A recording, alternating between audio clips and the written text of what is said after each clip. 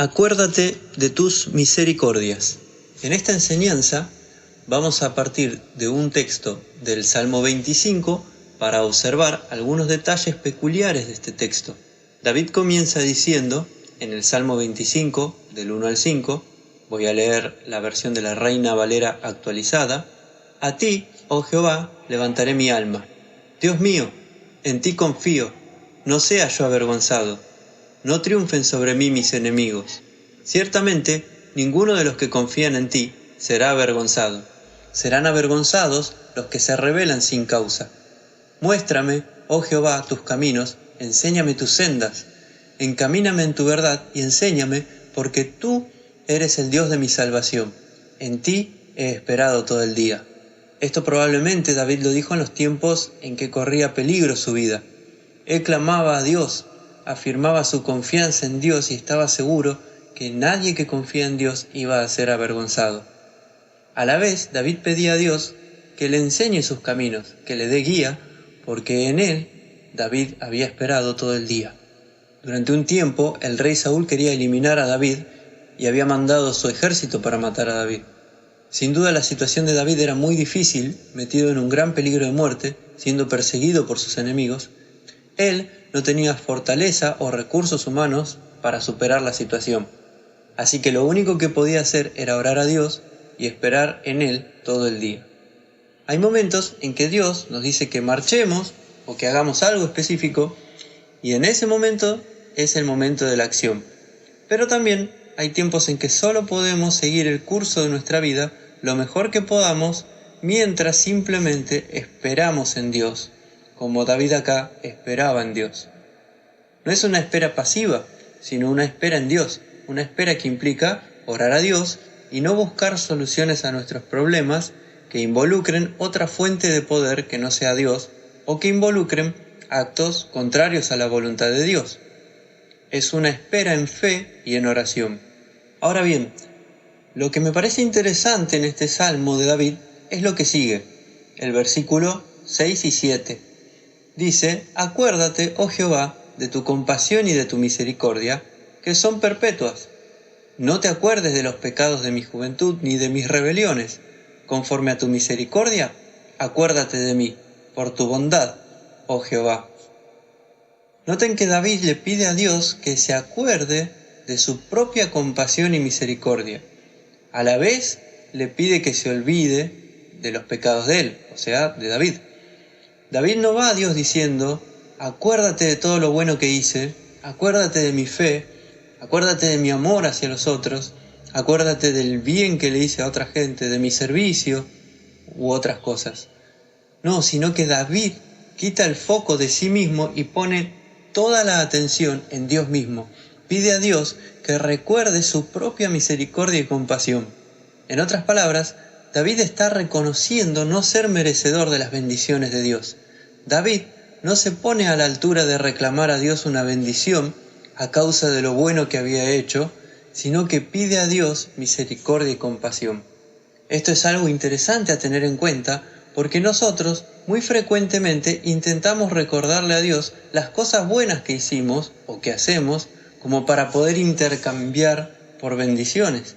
Sin embargo, nada de lo que hacemos llega a la altura de siquiera merecer algo de parte de Dios. Dios es tan santo, tan puro, tan perfecto, que nuestro más mínimo pecado requiere que muramos. Romanos 3:23 nos dice que todos, o sea, toda la humanidad, pecaron y están destituidos de la gloria de Dios. No podemos alcanzar la gloria de Dios. Así que no podemos ponernos a negociar bendiciones con Dios.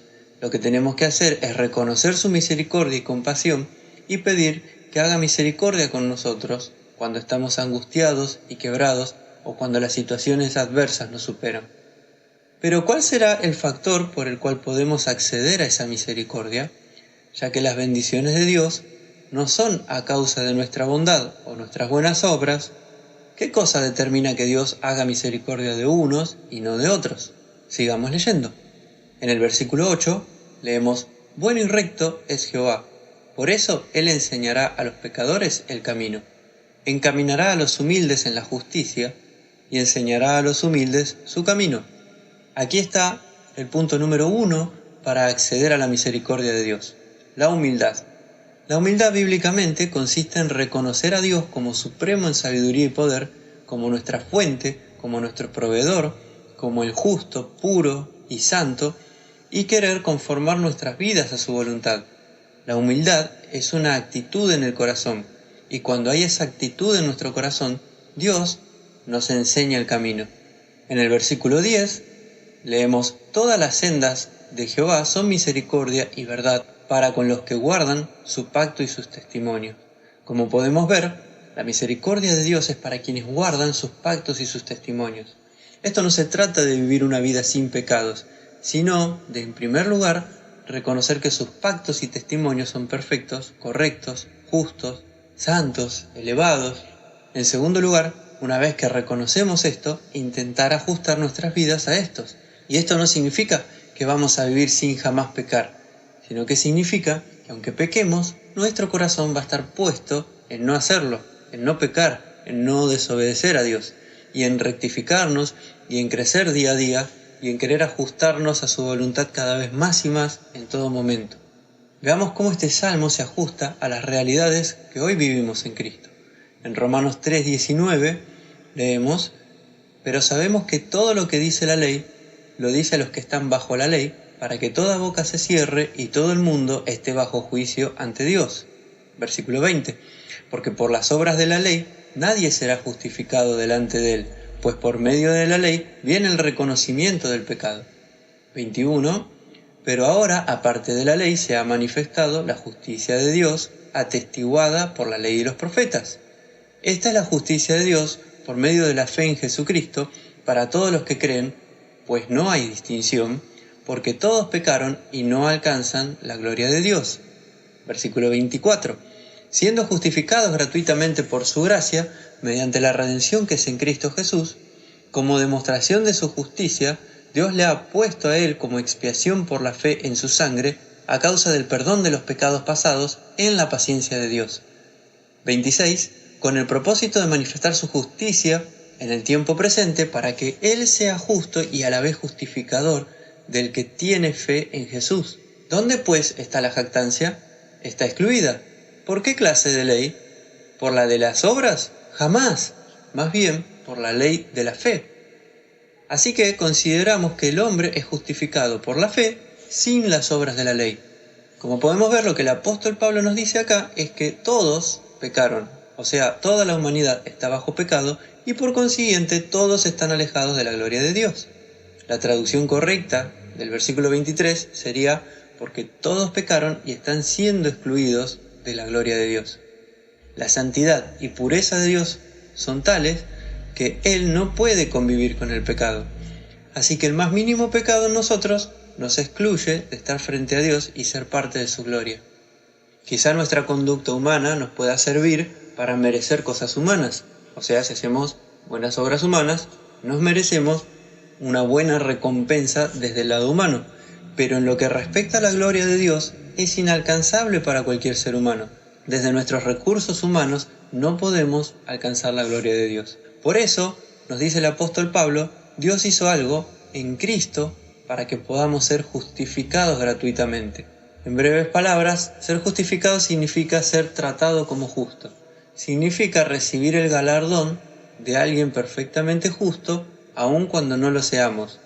Y este galardón es poder participar de la gloria de Dios y poder vivir para siempre en su presencia. Eso es lo que Cristo logró por nosotros. En lugar de tener que ser perfectamente justos para poder vivir en la gloria de Dios, Dios, a través de Cristo Jesús, hizo que podamos recibir ese trato, aun siendo nosotros injustos, manchados con el pecado. De este modo, nos dice el versículo 26, el único que puede ser tomado como justo es Dios mismo y no nosotros.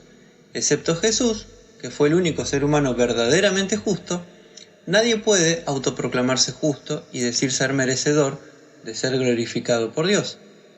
De este modo, el centro de toda la justificación es Dios y no el ser humano. Por eso es que, como dice el versículo 27, nadie puede jactarse de la justificación, porque nadie puede hacer las obras necesarias para ser considerado justo, al nivel que Dios requeriría para estar ante Él. Y esto mismo nos lleva al mismo punto que ya David exclamó en el Salmo 25, que Dios es quien perdona nuestros pecados, no por nuestros méritos, sino por su gran misericordia y compasión. Vamos a leer un poco más adelante en Romanos 5, 18, dice: así que como la ofensa de uno alcanzó a todos los hombres para la condenación, así también la justicia realizada por uno alcanzó a todos los hombres para la justificación de vida. Acá hombre se refiere a toda la humanidad, hombres y mujeres. Versículo 19 dice: porque como por la desobediencia de un hombre muchos fueron constituidos pecadores, así también por la obediencia de uno muchos serán constituidos justos. La ley entró para agrandar la ofensa, pero en cuanto se agrandó el pecado, sobreabundó la gracia.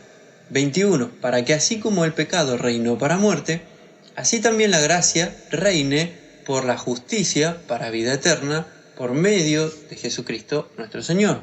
Algunas cosas del libro de Romanos requieren un estudio profundo para ser mejor comprendidas, así que aliento a estudiar a fondo esta carta, pero en este caso lo que quiero destacar es lo que Pablo dice acerca de cómo, por medio de la obediencia de un solo hombre, es que muchos son constituidos justos. Por contexto, los muchos son aquellos que creen en Jesús como Señor. Así que, en lugar de tener que obedecer perfectamente a Dios para ser considerados justos, lo que Dios hace es que de algún modo nos identifica con Cristo y nos trata como a justos por medio de la fe en Él. Pablo dice aquí que la ley de Dios, o sea, los mandamientos, estatutos e instrucciones de Dios, entró para agrandar la ofensa. En otras palabras, al Dios dar la ley, Dios mostró cuál es su corazón e intención, y así mostró que sus requisitos para estar en su gloria son mucho más altos que los que cualquier ser humano puede cumplir. Al dar la ley, Dios dejó en claro que era prácticamente imposible para cualquier ser humano alcanzar la vida perpetua en su reino. Por eso es que dice que con la ley reinó el pecado para muerte. La ley de Dios pone de manifiesto el pecado. Es como una luz que muestra cuán manchada está una persona. No es que sin ley no haya pecado, sino que sin la ley el pecado no es tan evidente y pasa desapercibido. Si yo, por ejemplo, tuviera puesta una remera blanca y en esa remera tengo una mancha negra y me mantengo en la oscuridad, la mancha no se va a ver, pero eso no significa que no la tenga.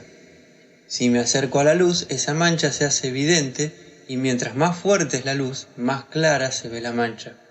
Es así que la ley puso en evidencia que el ser humano estaba manchado. Pero más aún, cuando Cristo vino, Él fue la luz del mundo, dice Juan 9:5, y siendo la luz del mundo, Él hizo manifiesto el pecado aún más todavía, porque mostró que incluso aquellos religiosos que se creían sin pecados, en realidad estaban muy manchados. Él lo que mostró es que la mancha va más allá de las acciones, la mancha está en el corazón. Esa mancha en el ser humano creada por el pecado es una herencia desde la caída de Adán. Adán cayó y todas sus generaciones heredaron la tendencia al pecado. Por eso Dios tuvo que hacer una obra maravillosa y traer a un hombre sin esa herencia de pecado y que además sea tentado en todo y nunca decida pecar. Y así a través de él pudo con justicia quitar la mancha del pecado en todo aquel que cree. Esto lo dice 1 Juan 1:7 o Hebreos 9:13 y 14, entre muchos otros versículos. De este modo, nuevamente podemos ver que toda la obra de redención del ser humano es de Dios y no de nosotros, que si Dios no fuese misericordioso y compasivo, no podríamos jamás tener acceso a su gloria y grandeza. El centro de toda la salvación es Dios mismo. La gloria de la redención es solo de Dios. Nadie puede jactarse de haberse ganado el cielo, como a veces se suele decir. Volvamos a Salmos 25, recordemos los 3 primeros versículos. Dicen: a ti, oh Jehová, levantaré mi alma. Dios mío, en ti confío, no sea yo avergonzado, no triunfen sobre mí mis enemigos. Ciertamente, ninguno de los que confían en ti será avergonzado. Serán avergonzados los que se rebelan sin causa. Y ahora pasemos a Romanos 10, del 8 al 11, que dice: más bien, ¿qué dice? Cerca de ti está la palabra en tu boca y en tu corazón. Esta es la palabra de fe que predicamos, que si confiesas con tu boca que Jesús es el Señor, y si crees en tu corazón que Dios le levantó de entre los muertos, serás salvo. Porque con el corazón se cree para justicia, y con la boca se hace confesión para salvación, porque la Escritura dice, todo aquel que cree en Él no será avergonzado. En el versículo 11, entonces, tenemos una declaración muy similar a lo dicho por David en el Salmo 25. Nos asegura que todo aquel que en Él cree, que cree en Dios, no va a ser avergonzado. Nadie que confíe en Dios va a ser defraudado. Cuando Dios habla y cuando Dios promete, lo que dice es verdad. Los seres humanos a veces prometemos cosas, tenemos deseo de cumplirla y estamos comprometidos a cumplirla, pero a veces la situación se complica, surgen cosas inesperadas y no cumplimos las promesas que hicimos. A veces no las cumplimos porque no las queremos cumplir, porque cambiamos de opinión, pero a veces, aún teniendo toda la intención de cumplirla, se nos hace imposible porque las situaciones van cambiando, porque no podemos controlar todas las cosas en nuestra débil humanidad. Entonces defraudamos a otros aún cuando no teníamos intención de hacerlo.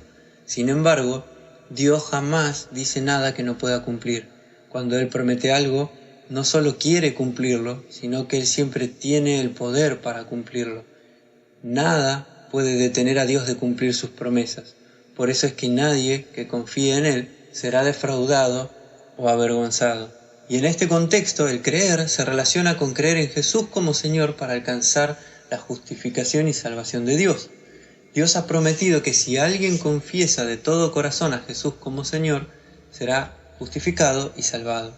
Esto significa que el simple hecho de hacer a Jesús nuestro Señor, no solo de palabra sino de hecho, nos pone en la posición de ser considerados justos por Dios, lo cual implica vivir para siempre en el reino venidero de Dios.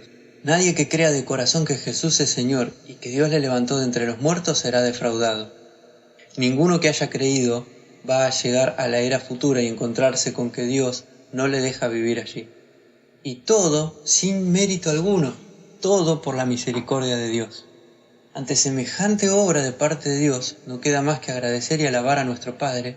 Sin embargo, arrastrados por las pasiones humanas, hay quienes podrían usar esta gracia como excusa para seguir pecando. Podríamos decir, si Dios ya me perdonó todos los pecados, no importa si sigo pecando. Total, ya prometió que iba a vivir para siempre. Este razonamiento no es nuevo y ya el mismo apóstol Pablo refutó esta idea. En Romanos 6, 1 y 2 leemos: ¿qué pues diremos? ¿Permaneceremos en el pecado para que la gracia abunde? De ninguna manera, porque los que hemos muerto al pecado, ¿cómo viviremos todavía en él? Ante tal acto de gracia de Dios, alguien se ve que pensó incluso que, si pecaba más, entonces iba a recibir más gracia de Dios por su salvación. Sin embargo, Pablo dice que la lógica es que si hemos muerto al pecado, en Cristo, ¿cómo vamos a seguir viviendo en este? De hecho, si alguien desea vivir en pecado, probablemente no aceptó realmente a Jesús como su Señor, porque hacer Señor a alguien implica obedecerle y seguirle. Pero si sigo viviendo en pecado, ¿realmente podría afirmar que de corazón hice Señor a Jesús? Romanos 6, del 9 al 13, leemos: sabemos que Cristo, una vez resucitado de entre los muertos, ya no muere. La muerte no se enseñorea más de él, porque en cuanto murió para el pecado murió una vez por todas, pero en cuanto vive, vive para Dios. Así que también vosotros considerad que estáis muertos para el pecado, pero que estáis vivos para Dios en Cristo Jesús. No reine, pues, el pecado en vuestro cuerpo mortal, de modo que obedezcáis a sus malos deseos, ni tampoco presentéis vuestros miembros al pecado como instrumentos de injusticia, sino más bien presentaos a Dios como vivos de entre los muertos, y vuestros miembros a Dios como instrumentos de justicia. Jesús no murió para pagar sus propios pecados, ni resucitó para poder pecar. Él murió en pago por nuestros pecados y resucitó para vivir para Dios. Del mismo modo, si realmente consideramos que Él es el Señor de nuestras vidas y honramos su sacrificio por nosotros, lo que vamos a hacer es no permitir que el pecado nos gobierne, sino presentarnos a Dios como instrumentos de justicia, como personas que quieren hacer el bien y servirle. Versículo 20 del capítulo 6 de Romanos: Porque cuando erais esclavos del pecado estabais libres en cuanto a la justicia.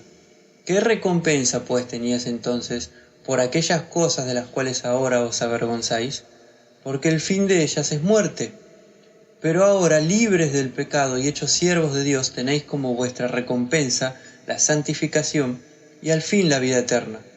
Porque la paga del pecado es muerte, pero el don de Dios es vida eterna en Cristo Jesús, Señor nuestro. La paga del pecado es muerte, nos dice acá el apóstol Pablo. El pecado en el ser humano merece una única paga, que es la muerte. Y si bien Dios nos libró del poder de la muerte en la era venidera, de todos modos todo pecado trae consecuencias. Todo pecado trae algo de muerte a nuestras vidas. Por el pecado entra la angustia, la enfermedad, la amargura, el dolor y toda clase de males. Todo esto pertenece al reino de la muerte, y si bien Dios ya nos libró de la muerte en el día final, Dios también intenta librarnos de los efectos de la muerte en el tiempo presente, y esto se hace por medio de un andar en fe. Si seguimos andando en pecado, los efectos de la muerte van a seguir cayendo sobre nosotros, se van a ir sumando sobre nosotros. Es por eso que no hay que tomar la gracia como excusa para el pecado, sino como el punto de apoyo para poder vivir una nueva vida en Cristo. Romanos 12:1 dice: Así que, hermanos, os ruego por las misericordias de Dios, que presentéis vuestros cuerpos como sacrificio vivo, santo y agradable a Dios, que es vuestro culto racional. Culto racional aquí puede traducirse como servicio de adoración lógico. Lo que nos dice este versículo es que a causa de las misericordias de Dios, deberíamos presentar nuestros cuerpos como sacrificio o como ofrenda viva a Dios, y esta sería la forma lógica, la forma apropiada de servir y adorar a Dios. El primer paso para adorar y servir a Dios apropiadamente es reconocer su misericordia. Así como David, en el Salmo, no intentó negociar con Dios buenas obras por bendiciones, sino que hizo hincapié en la misericordia de Dios, del mismo modo, el primer paso para que podamos servir a Dios correctamente es que reconozcamos su misericordia, que reconozcamos que nuestra vida, nuestra justificación, nuestra salvación, nuestro bienestar y toda bendición dada por Dios es a causa de su misericordia y no de nuestros méritos. Habiendo hecho esto, el paso lógico es presentar nuestros cuerpos, nuestras vidas, a Dios como sacrificio vivo. ¿Qué significa que tengamos que hacer un sacrificio vivo? Un sacrificio animal en las Escrituras consistía en matar al animal. En la Biblia el sacrificio casi siempre está relacionado con la muerte de algo, pero en este caso se habla de un sacrificio vivo, lo cual pareciera una contradicción, algo que muere pero que está vivo. Pero recordemos lo que Pablo previamente había dicho en el capítulo 6. Vamos a volver a leer el 6:11. Dice: Así también vosotros considerad que estáis muertos para el pecado, pero que estáis vivos para Dios en Cristo Jesús. Entonces, ¿qué es lo que hay que sacrificar? El pecado. Hay que morir al pecado y considerarnos vivos para Dios. Mientras más pecado muere en nuestras vidas, más vivos vamos a estar para Dios. De eso nos está hablando Romanos 12:1 cuando dice que seamos sacrificios vivos. Romanos 12:2 entonces dice: No os conforméis a este mundo, más bien transformaos por medio de la renovación de vuestro entendimiento, de modo que comprobéis cuál sea la voluntad de Dios buena, agradable y perfecta. La palabra mundo acá en realidad debería traducirse como era, este tiempo, esta época. Pablo nos instruye a no conformarnos a esta era. La palabra conformarse significa tomar la forma de algo, amoldarse a algo. En este tiempo en que vivimos hay un molde que está hecho para que nos sintamos cómodos con el pecado, un molde que no es conforme a la voluntad de Dios, un molde en el cual el pecado, la soberbia y el egoísmo son las estrellas del espectáculo. Dios nos instruye a salir de este molde y a ser transformados por Dios, y el modo en que permitimos a Dios que transforme nuestras vidas es como indica el versículo 3. Romanos 12:3 dice: Digo pues a cada uno de vosotros, por la gracia que me ha sido dada, que nadie tenga más alto concepto de sí que el que deba tener, más bien piense con sensatez, conforme a la medida de fe que Dios repartió a cada uno. En este versículo las palabras de sí, donde dice que nadie tenga más alto concepto de sí, no están en el texto original. En los manuscritos griegos, en todos los manuscritos griegos de los cuales tenemos acceso, no existen estas dos palabras de sí. Y la palabra concepto y piense son en griego una misma palabra, una palabra interesante, que es phroneo, P-H-R-O-N-E o larga, que es una O con una rayita o dos puntitos arriba. Esta palabra se refiere a cómo una persona dirige sus pensamientos. No es solo pensar, como un pensamiento que pasa por la mente de repente y después se va, sino que implica hacer un esfuerzo voluntario para pensar en algo. El texto griego, si se lee literalmente, es un poco complicado de entender porque tiene todo un juego de palabras que son palabras derivadas de este phroneo, que es, como dije, dirigir los pensamientos. Yo les voy a leer mi traducción de Romanos 12:3, tratando de ser bastante literal con respecto al texto griego. Dice así: porque digo ahora, mediante la gracia, la que me ha sido dada, que todo el que está entre ustedes no debe dirigir los pensamientos en exceso, más allá de lo que es necesario dirigir los pensamientos, sino que debe dirigir los pensamientos de modo de llegar al punto de dirigir los pensamientos de forma sana, cada uno conforme a la medida de fe que Dios repartió. Como podemos ver, 4 veces se usa la palabra phroneo o sus derivados. No es exactamente phroneo las 4 veces, pero son derivados de la misma palabra. Lo cual no se puede ver en las traducciones al español. ¿Por qué? Porque para simplificar la lectura perdieron esa literalidad, ese sentido, este uso, este juego de palabras de los 4 derivados de phroneo. Pero lo que está haciendo el apóstol Pablo en este versículo es dar un gran énfasis a lo que está diciendo, un gran énfasis a que prestemos atención sobre cómo dirigimos los pensamientos. Dios quiere que prestemos especial atención a cómo dirigimos nuestros pensamientos. Estas repeticiones nos ponen de relieve el hecho de que Dios quiere que lleguemos a tener una forma sana de dirigir los pensamientos.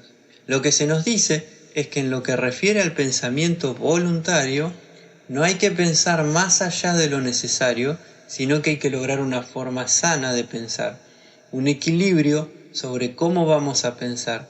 Y esto no es solo con respecto a nosotros mismos, sino también con respecto a los demás.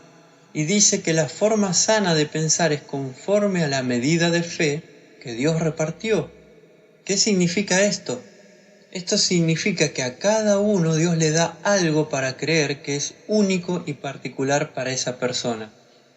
Si bien hay cosas que son para que todos creamos, como por ejemplo creer en Jesús como Señor, orar, andar en amor, también hay cosas particulares para cada creyente, cosas que Dios le da para creer a un creyente en particular y al otro no. Y esto Pablo lo especifica en los versículos que siguen. Romanos 12:4 dice: porque de la manera que en un solo cuerpo tenemos muchos miembros, pero todos los miembros no tienen la misma función, así nosotros, siendo muchos, somos un solo cuerpo en Cristo, pero todos somos miembros los unos de los otros. De manera que tenemos dones que varían según la gracia que nos ha sido concedida. Si el de profecía, úsese conforme a la medida de la fe. Si el de servicio, en servir. El que enseña, úselo en la enseñanza. El que exhorta, en la exhortación. El que comparte, con liberalidad. El que preside, con diligencia. Y el que hace misericordia, con alegría. Pablo aquí describe distintas funciones de servicio. A eso se refiere con la medida de la fe. A uno Dios le va a dar el deseo y voluntad de servir como profeta. Esa persona debería entonces creer eso que Dios le está instruyendo y servir en esa función del mejor modo posible. Pero a otro creyente quizá Dios le pida que enseñe, y a otro le va a poner en su corazón que debe servir organizando la reunión. A otro quizá le ponga en el corazón que su función es dar dinero para sostener a otros. y a otro le da la capacidad de liderazgo. Hay muchas formas en que Dios llama a sus hijos al servicio. Estas acá son solo algunas, porque Pablo no puede enumerar todas, porque son literalmente cientos de funciones distintas. Lo importante a señalar es que la forma de dirigir los pensamientos de una manera sana es no ir más allá de la medida de fe que Dios reparte a cada uno. Esto significa no movernos al terreno que no nos corresponde. No pensar que una función es mejor que otra o que es más necesaria, sino enfocarnos en comprender cuál es nuestro propio llamamiento de Dios y usarlo para el servicio en conjunto con otros creyentes. En otras palabras, la forma sana de dirigir los pensamientos es cumplir nuestra función, cumplir nuestro llamado y acoplarnos al llamado de los otros, no pensando ni que nuestro llamado es mejor que el de los demás, ni que el llamado de otro creyente es mejor que el nuestro. Entonces Pablo sigue diciendo, en el versículo 9, el amor sea sin fingimiento, aborreciendo lo malo y adhiriéndose a lo bueno, amándoos los unos a los otros con amor fraternal, en cuanto a honra, prefiriéndoos los unos a los otros. Fíjense que ahora sí, Pablo da instrucciones generales para todos los cristianos. Él primero señala que cada uno debería ocuparse en servir conforme a su propia función dada por Dios, y ahora nos dice cómo deberíamos conducirnos los cristianos entre nosotros. Lo primero que dice es que el amor debe ser sin fingimiento, o sea, sin hipocresía. No se trata de hacer cosas solo para quedar bien con los demás, sino de realmente hacer las cosas por amor a Dios primero y por amor a los hermanos también. Cuando el amor realmente es real y no fingido, entonces el creyente va a aborrecer, va a detestar todo lo malo e intentará adherirse a todo lo bueno. El versículo 10 va más allá y nos dice que debemos amarnos unos a otros con amor fraternal. En el griego este texto es mucho más gráfico y enfático. No quiero pasar mucho tiempo analizando las palabras griegas acá, pero básicamente lo que nos dice es lo siguiente. Les voy a leer mi traducción de Romanos 12:10. Dice que el afecto entre hermanos sea practicado a tal punto de llegar a ser queridos unos por otros como amigos y amados como familia. Lo que nos está queriendo decir es que no debemos quedarnos solo en hacer bien al hermano por un mero servicio a Dios, sino que debemos practicar la comunión entre nosotros para desarrollar un afecto profundo de unos a otros. Nos habla de hacer lo necesario para que lleguemos a querernos como amigos y como familiares, lo cual implica un profundo cariño y un profundo afecto por los demás. Además, este versículo 10 nos dice, en cuanto a honra, prefiriéndoos los unos a los otros. Aquí otra vez la traducción no ayuda mucho a transmitir el sentido real del texto. La palabra prefiriéndoos es una palabra muy interesante en el griego, es proegeomai, que se usa solo aquí en toda la Biblia. Es la unión de pro, que significa delante de, y egeomai, que significa dirigir, comandar, conducir, liderar. Y lo que significa esta palabra proegeomai es ir adelante para dirigir a otros. Lo que el versículo nos dice es que en cuanto a honra, o sea, todo lo que es honroso para Dios, deberíamos adelantarnos para guiar a los demás. Con frecuencia, la tendencia humana es seguir a las masas o seguir a un líder fuerte. Si los demás lo hacen, yo lo hago. O si alguien lo hace primero, entonces quizás yo me anime a hacerlo. Pero aquí la Biblia nos dice que esta no es la actitud que Dios quiere de nosotros. Nos está diciendo que si consideramos que alguna acción es digna y es honrosa ante Dios, hay que adelantarse y hacerlo primero para así impulsar o guiar a otros a hacer lo mismo. Si estamos seguros que Dios nos envía a hacer algo, no hay que esperar a que alguien más lo haga para luego nosotros sumarnos, sino que hay que ir al frente y hacerlo. Muchas veces la iglesia entera se pierde de grandes bendiciones porque no nos animamos a hacer lo que Dios nos invita a hacer en determinado momento. Este es un llamado a ser valientes a la hora de hacer lo que Dios quiere que hagamos, y esto requiere también estar comprometidos con Dios y con su obra. Hay mucho más que podemos aprender de estos capítulos en Romanos y podríamos ahondar mucho más en todos estos textos, pero en este estudio el foco estaba puesto en mostrar que todo esto tiene un único punto de partida, que es reconocer la misericordia de Dios. Nuestra entrega a Dios, nuestro servicio, nuestros dones y llamamientos, nuestro amor al hermano, la transformación de nuestras vidas, todo tiene su inicio en la misericordia de Dios. El centro de todo es Dios y nunca deberíamos perder de vista esto.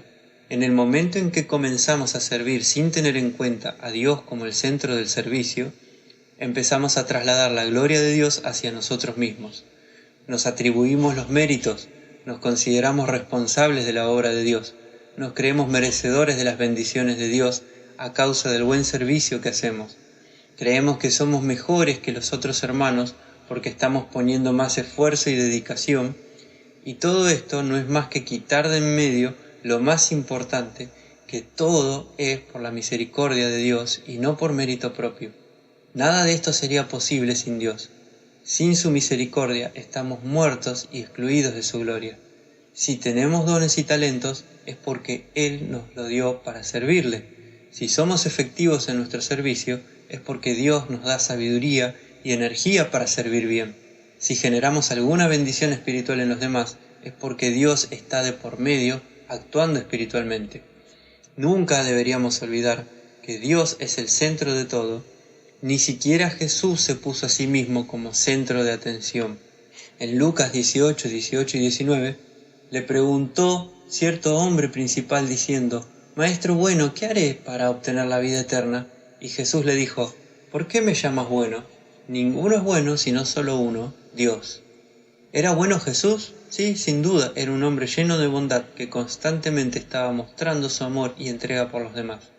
Sin embargo, cuando alguien le llamó bueno, él no se puso como centro de atención diciendo: «Bien has dicho, yo soy bueno, qué bueno que lo reconociste». No, sino que redirigió la atención hacia Dios. Dijo: no, yo no soy bueno, el único bueno es Dios. Hizo que este hombre no se fijara en el hombre, Jesús, sino en Dios, que era quien estaba dando la energía espiritual y la sabiduría a Jesús para ser quien era y hacer lo que hacía. Regresando al Salmo 25, vamos a volver a leer desde el 6 hasta el 13, dice: «Acuérdate, oh Jehová, de tu compasión y de tu misericordia, que son perpetuas. No te acuerdes de los pecados de mi juventud, ni de mis rebeliones. Conforme a tu misericordia, acuérdate de mí, por tu bondad, oh Jehová». Bueno y recto es Jehová, por eso Él enseñará a los pecadores el camino.